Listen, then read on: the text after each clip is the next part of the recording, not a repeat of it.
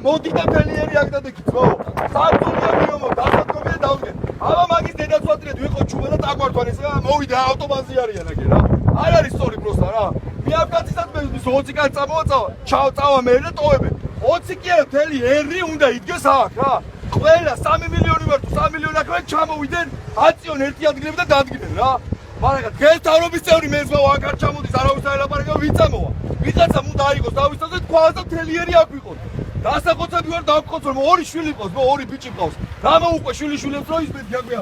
ბაბუ ეხა ისად ვერ მოვერიე ჩვენ და ამიტომ ვარ რუსეთის ფედერაციის ნაწილი არ მინდა ძმაო.